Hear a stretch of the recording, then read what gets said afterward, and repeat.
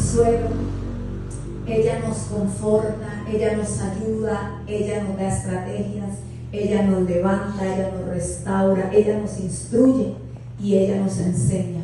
Ahora que veníamos de camino, veníamos hablando acerca de la palabra, como Dios a través de su Santo Espíritu, Él nos da estrategias, nos da herramientas, nos instruye para ser nosotras esas mujeres virtuosas que habla el libro de Proverbios. Amén. Ser una mujer como una Abigail, como una samaritana, que cambiaron muchas cosas en la vida de los demás y aún en pueblos. Amén.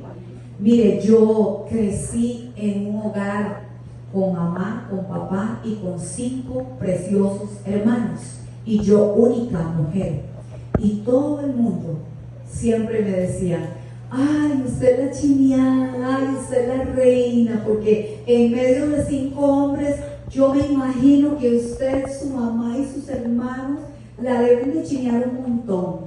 Pues déjenme decirle que no, que fue todo lo contrario. Desde que recordé que tenía más o menos uno, ¿verdad?, que hace memoria en su niñez, que uno puede tener recuerdos lúcidos, ¿verdad?, cuando crece, es de tener a mi mamá diciéndome: mocosa, yo a usted no la quiero, mocosa, yo no sé usted para qué nació, yo quería tener solo hombres.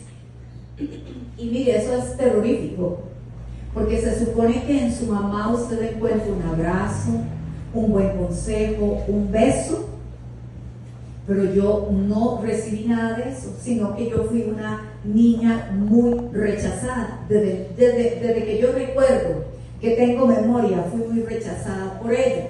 Entonces, empecé a crecer con tanto rechazo en mi vida, con tanta orfandad, a pesar de que tenía papá y mamá, ¿verdad? Porque a veces hay muchos escenarios. Hay escenarios donde los hijos no crecen con los padres, ya sea con uno de su mamá o su papá, y viene el enemigo y aprovecha y trae ese espíritu de orfandad, ese espíritu de rechazo.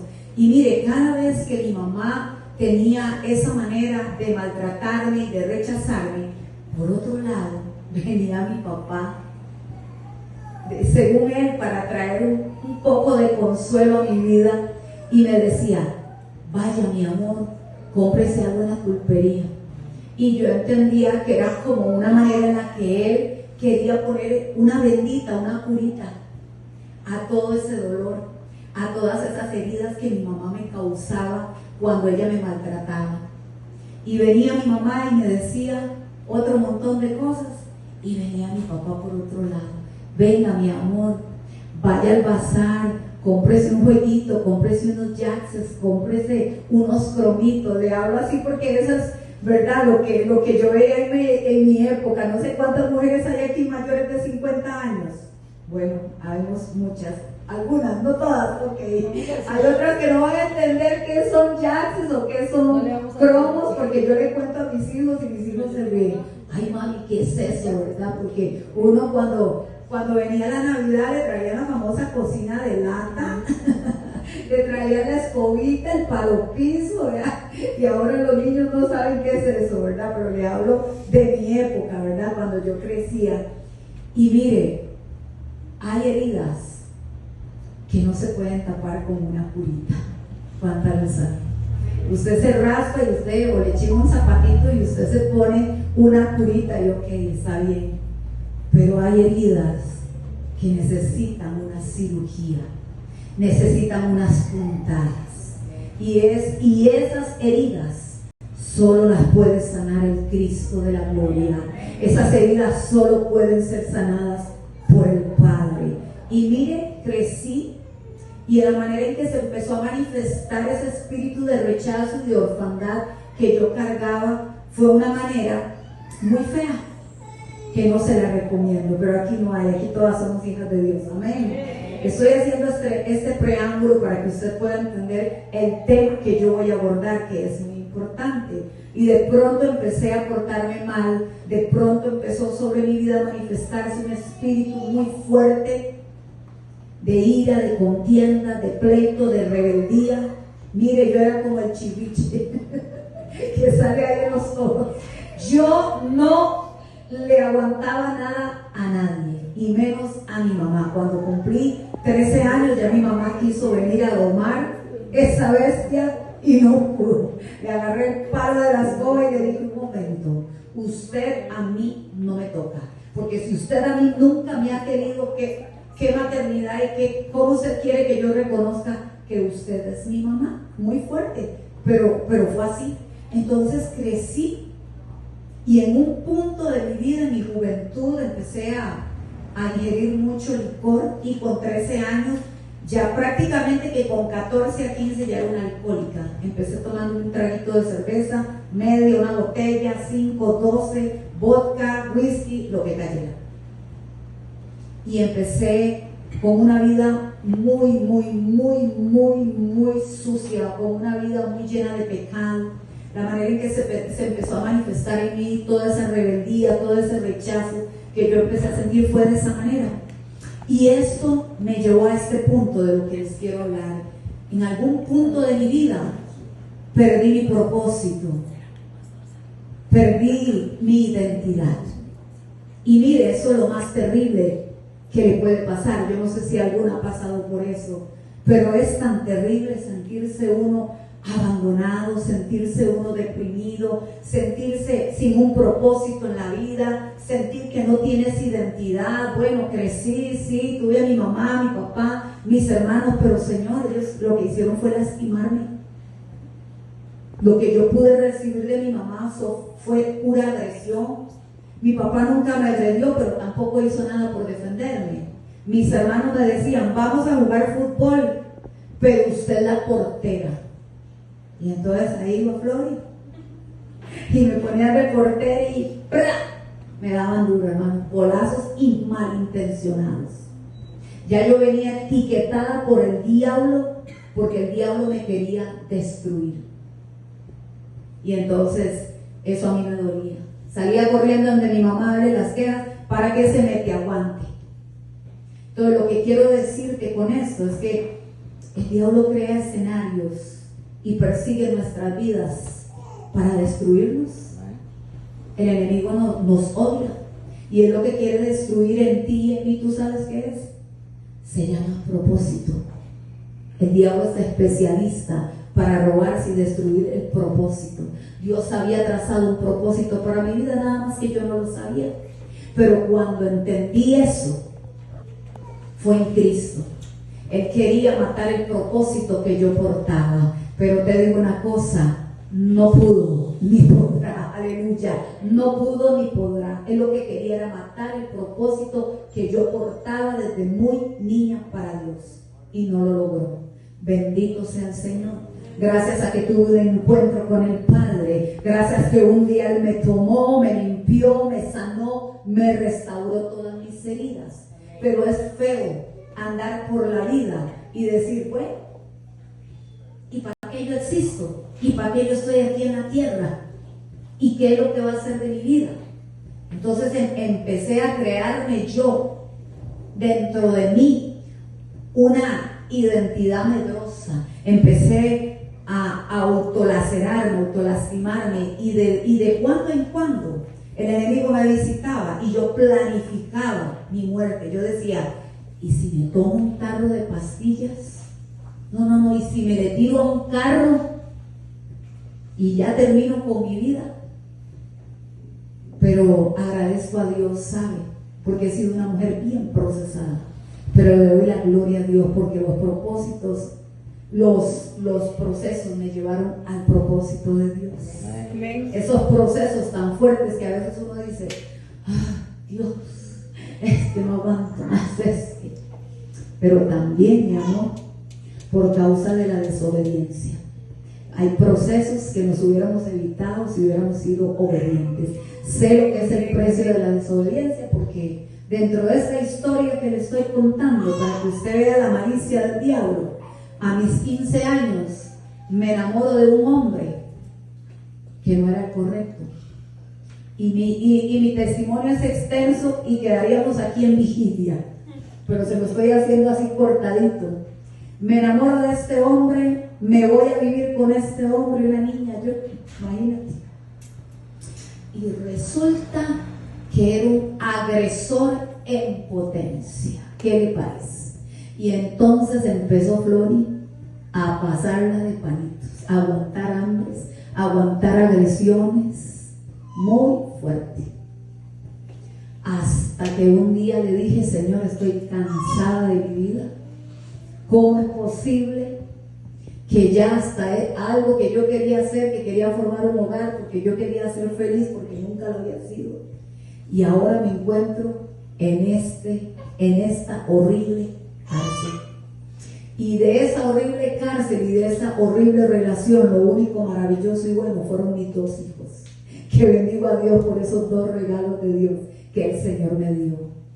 Pero es muy fuerte, ¿saben? El enemigo siempre anda buscando cómo destruirnos y cómo robar nuestra identidad. Diga identidad, de eso le vengo a hablar. El Señor me ministró esto para ministrárselo a usted, amén, en esta noche. Diga identidad.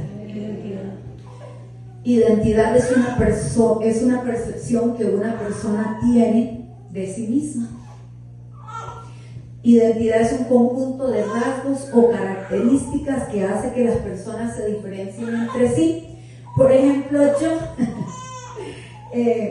hija del barbero del barrio, mi papá fue barbero como por 60 o 70 años, y entonces decían: ahí viene la pecucilla, la hija del barbero. A mí me identificaban por eso, por mis pequitas. No me las veo porque ando maquillada, pero tengo pequitas, amén, soy pecosa como mi papá. Entonces, allá viene la pecucilla, la hija del barbero. Esa era una manera en la que a mí me identificaban cuando era niña. Cuando ya fui joven, mira, ahí viene aquella vulgar, aquella borracha. Qué fuerte, ¿no? Qué fuerte. Que lo tengan que identificar a uno por cosas tan feas. Mi esposo siempre predica esto, que a él, mi esposo es Víctor Zúñiga, el salmista, no sé cuánto le conocen. Él es un adorador, ahora le servimos al Señor hace 27 años, pero él dice que a él le decían: pata, pata, Jumas, pata, pata, ladrón. Qué feo, ¿verdad? Que identifiquen a uno por algo no tan bonito. Pero yo le doy gloria a Dios porque ahora me dicen sierva de Dios, pastora, mujer ungida de Dios. Cuando te identifiquen como una hija de Dios, no te avergüences, dale gloria a Dios, siéntate bendecida de llevar el nombre que es sobre todo el nombre de Jesús en alto. La Biblia dice: no me avergüenzo del Evangelio, porque es poder de Dios. Así que cuando a mí me dicen pandereta, cuando a mí me dicen hija de Dios, cuando a mí me dicen pastora ungida, yo levanto mis manos, ¿sabe? Y le digo: gloria al Señor, llevo el nombre de Cristo en alto, porque por muchos años llevé otras etiquetas, llevé otra identidad, amén, y no era la más bonita, no me gustaba, amén. ¿A quién le va a gustar que le digan borracho, verdad? O que le digan ladrón? Jamás, jamás. Pero a ese huequito me llevaba el diablo. Pero hoy yo le traigo a usted una noticia. Esa identidad que nos dieron nuestros padres al nacer, su nombre, Marielos, Ana, Arlene, eso es una identidad momentánea al nacer, que estamos aquí en la tierra, amén. Es un nombre que nos va a identificar. Pero yo tengo una noticia, eso será temporal. Porque hoy yo vengo a hablarte de una identidad que tú tienes en el cielo y que nos va a valer para toda la eternidad. Yo que usted ya hubiera dicho amén, yo que usted ya hubiera aplaudido, yo que usted ya hubiera levantado sus manos, amén. Porque esa es nuestra identidad. La Biblia dice que estamos en este mundo, pero que no pertenecemos a este mundo. Amén.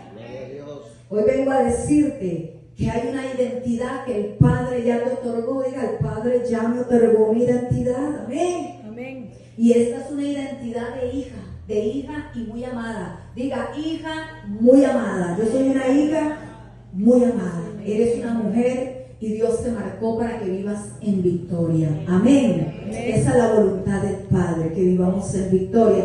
Y las que trajeron Biblia, váyaseme ahí a Juan. Hay muchos que no sabemos este versículo hasta de memoria, ¿verdad? Pero una cosa es que yo lo hable y que me lo deletree ahí, que lo repita. Pero otra cosa es que yo lo crea, mi amor, eso es muy diferente. Juan capítulo 1, versículo 12. Me dicen amén cuando ya todos lo tienen. Mas a todos los que le recibieron, a los que creen en su nombre, que dice, le dio potestad de ser hechos hijos de Dios, los cuales no son engendrados de sangre, ni de voluntad de carne, ni de voluntad de varón, sino de ¿quién? Aleluya. Mire, esta palabra a mí me regocija. Cuando yo encontré esta palabra, cambió mi perspectiva, cambió por completo. Toda venda en mi vida se fue. ¿Sabe por qué? Porque tú naciste en el corazón de Dios. Dígaselo a su vecina, tú naciste en el corazón de Dios.